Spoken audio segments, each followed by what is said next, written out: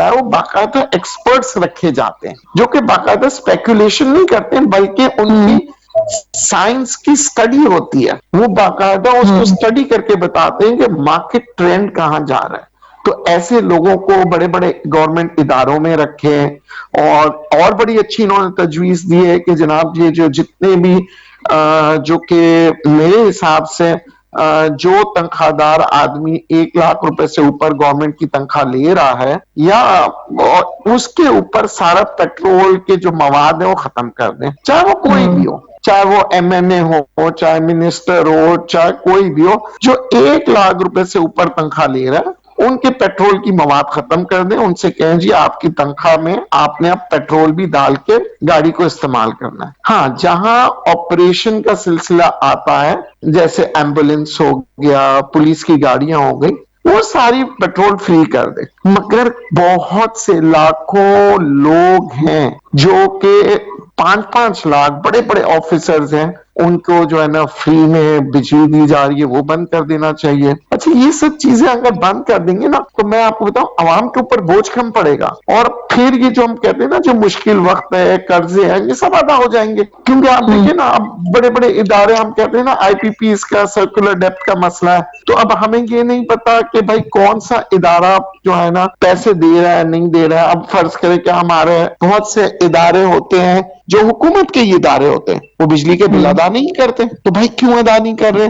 اچھا پھر بہت سے ہمارے بھائی وجہ یہ ہوتی ہے کہ دیکھیں بیوروکریسی کی وجہ سے بہت سی چیزیں جو ہے نا لوگ گھبراتے ہیں.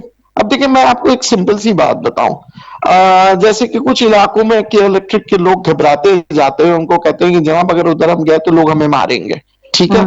اور کچھ جیسے پولیس والے ہوتے ہیں وہ گھبراتے ہیں کہ جناب اگر ہم نے ان کا چالان کیا تو اوپر سے ہمارے پاس فون آئے گا اور ہماری اپنی نوکری چلے جائے گی. یہ جو چیزیں ہوتی ہیں وہ کیوں ہوتی ہیں؟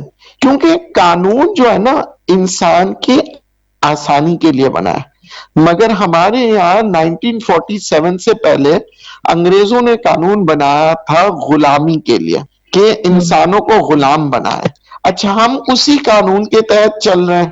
آپ دیکھیں نا یہ قانون اس وقت بنتا تھا کہ جو تھانے دار ہوتا تھا وہ باقاعدہ اس کے پاس اتنے قانونی طاقت ہوتی تھی کہ وہ کسی کو بھی بہت سی ٹارچر کر سکتے تھے بہت سی, اور پھر جو وہ کہتے تھے وہ بات مان لیتے تھے. اب وہ قانون کو بدلنا پڑے تاکہ اس قانون کے تحت کوئی کسی کو ٹارچر نہ کر سکے, کوئی کسی کو تنگ نہ. لیکن قانون کے اوپر ہمیں کام کرنا پڑے گا, ایسے قانون بنائے جو آسان ہو. جیسے کہ دیکھیں بہت سی چیزیں قانون بہتر بھی کر دی ہے. ایک زمانے میں یاد ہوتا ہوگا کہ بھئی وہ چالان جو ہے نا وہ آپ جائیں بینک میں جمع کرائیں, پھر بینک سے واپس پرچی لائیں, تب جا کے آپ کی موٹر سائیکل چھوڑتے تھے. اب یہ کر دیا ہے کہ جی ہاتھ کے ہاتھ آپ چلان لیں, وہیں پہ بھریں اور اب آگے نکل جائیں. تو ایسی چیزیں سسٹم کرنی پڑے گی اور وقت لگے گا. اچھا ہم چھوٹی چھوٹی باتوں کے اوپر اگر ہم کیا کرتے ہیں, ہم سیاست کے اوپر بہت باتیں کر رہے ہوتے ہیں, ٹک ٹاک پہ لڑکیوں کے اوپر ہنسی مذاق, اور آج کل تو ٹرینڈ چلا ہوا ہے بہت سے جو ہے نا وہ لوگ کیا کرتے ہیں وہ اپنے ایک YouTube چینل بنا لیتے ہیں اور کبھی کسی لڑکی کا مذاق اڑا رہے ہوتے ہیں, کبھی انٹرویو مزاحیہ انٹرویو لے رہے ہوتے ہیں.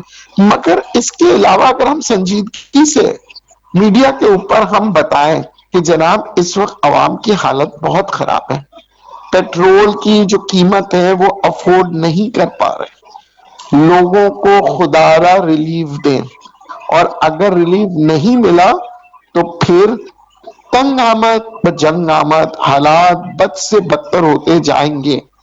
حکومت پاکستان کو اس وقت اس چیز پہ غور کرنا چاہیے کہ کس طرح سے عوام کو ریلیف دیا جائے, اور صرف طریقہ ایک ہی ہے, بجلی کی قیمتوں میں کمی, ڈالر کو فوری طور پہ 230 روپے سے بھی نیچے لے آئے, تاکہ جیسے ہی ڈالر نیچے آئے گا تو پھر آپ کا پیٹرول کی قیمت بھی نیچے آ جائے گی, ڈالر نیچے آ جائے گا, کھانے پینے کی چیزیں نیچے آ جائے گی, ڈالر نیچے آ جائے گا, مہنگائی جو ہے نیچے آ جائے گی, آپ کا بجلی کے بل نیچے آ جائیں گے, کیونکہ اس وقت جو ہے یہ جتنے بھی کارخانے جو بجلی بناتے ہیں، جو کہتے ہیں ہم فرنس آئل لے رہے ہیں، یہ فرنس آئل امپورٹ کرتے ہیں.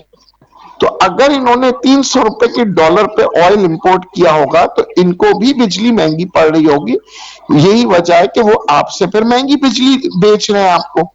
تو ڈالر جو ہے وہ فوری طور پہ میں سمجھتا ہوں جیسے کہ کچھ دنوں میں 30 روپے گرا ہے، فوری طور پہ اور مزید میں سمجھتا ہوں کہ یہ اس کو کم سے کم 230 اور پھر اس کے بعد اس کی اصلی قیمت جو ہے وہ 145 روپے جو ہے وہ پاکستان کے حساب سے بنتی ہے.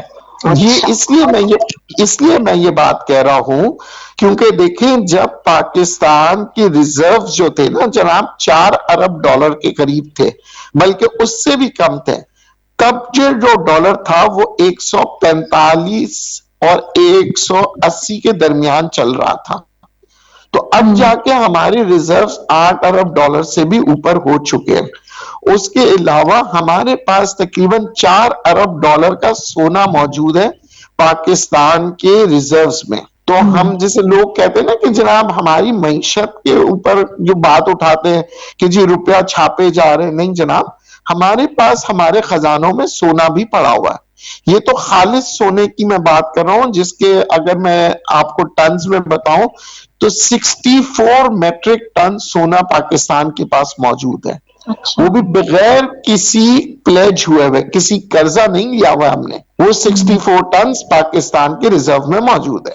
دوسری بات اگر ہم کریں تو ہمارے پاس بلوچستان میں جو سونے کے پہاڑ ہے، کاپر کے ہیں، ان سب کی مالیت اربوں ڈالر میں ہیں.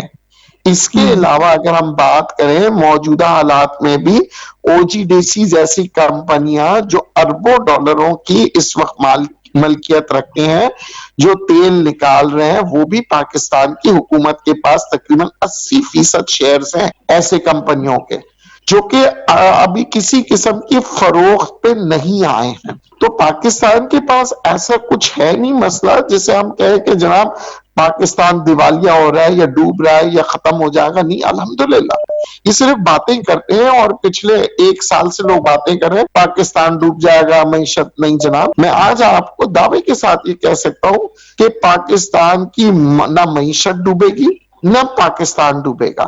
یہ ملک کے دشمن ہیں جو لوگوں کو ایک خوف دلاتے ہیں، ڈالر کا سٹا کرواتے ہیں اور 150 ڈالر کو 300 روپے تک لے گئے. یعنی کہ آپ دیکھیں 150% منافع کمایا ان لوگوں نے اور ملک کو ستیہ ناش کر دیا. اب اس کا الزام ہم کس کو ٹھہرائیں؟ پھر کہتے ہیں کہ جی آئین، پھر کہتے ہیں جی سیاستدان. اس لیے میں کہتا ہوں کہ جناب اگر ہم بات کرتے ہیں نا سن 2016 کی، ہم بہت دور کی بات نہیں کر رہے ہیں. سن 2016 اور 17 میں 110 روپے کا ڈالر تھا. یہ پوری دنیا کو پتا ہے، یہ ریکارڈ میں ہے جناب کہ سن 2016 اور 17 میں اگر 110 کا ڈالر تھا تو اس زمانے میں بھی ہمارے پاس کوئی اربوں ڈالر ریزروز میں نہیں تھے. ٹھیک ہے جی، مگر ہم نے اگر لوگ کہتے ہیں جناب اس لیے ڈالر بڑھ گیا ہم نے قرضے لینا شروع کر دیا. جناب اگر ہم نے قرضے لیے ہیں تو ہم نے ڈیولپمنٹس بھی کیے ہیں. اگر ہم نے قرضے لیے ہیں تو آج جو موٹر وے پہ گاڑیاں چل رہی ہے کروڑوں اربوں روپے کا ٹیکس دے رہی ہے وہ. تو ہم نے جو چیزیں بنائے ہیں اس سے کما بھی تو رہے نا ہم. تو یہ کہہ دینا کہ جناب کہ ہمارے قرضے بڑھتے جا رہے ہیں بالکل صحیح ہے، 100 ارب سے زیادہ قرضے ہو گئے، مگر ہماری آپ دیکھیں ٹیکس بھی تو ہمارا کتنا بڑھ گیا. پہلے ہم اتنا ٹیکس ریسیو نہیں کرتے تھے، اب آپ دیکھیے ہمارے ٹیکس کا جو وہ ہے بڑھتے جا رہا ہے، ہمارا بجٹ بڑھتے جا رہا ہے. اس کا مطلب ہے ہماری آمدنی بھی بڑھ رہی ہے. تو آئندہ آنے والے دنوں میں میں سمجھتا ہوں قوم کو چاہیے کہ سب سے پہلے تو اپنے آپ کو درست کریں اور غلط کام نہ کریں، اور جو حق کی بات ہوتی ہے اس کے لیے بے شک آواز اٹھائے سوشل میڈیا میں. یہ نہ اٹھائے کہ فلاں سیاستدان کے ساتھ کیا ہوا، فلاں سیاستدان نے کیا کیا. آپ آواز اٹھائیں کہ جناب اداروں کا آڈٹ کیا جائے، وہ بھی میرٹ پہ، تاکہ ہمیں پتہ لگے کہ کون سا ادارہ کس طرح بلیک میل کر کے پیسے کما رہا ہے. میں صرف بجلی کی بات نہیں کروں، گاڑیوں کی بھی بات کروں گا کہ اگر دنیا بھر میں گاڑی 10 لاکھ کی ملتی ہے تو یہاں پہ چھوٹی گاڑی 50 لاکھ کی کیوں مل رہی ہے؟ آڈٹ کریں. اگر دنیا بھر کے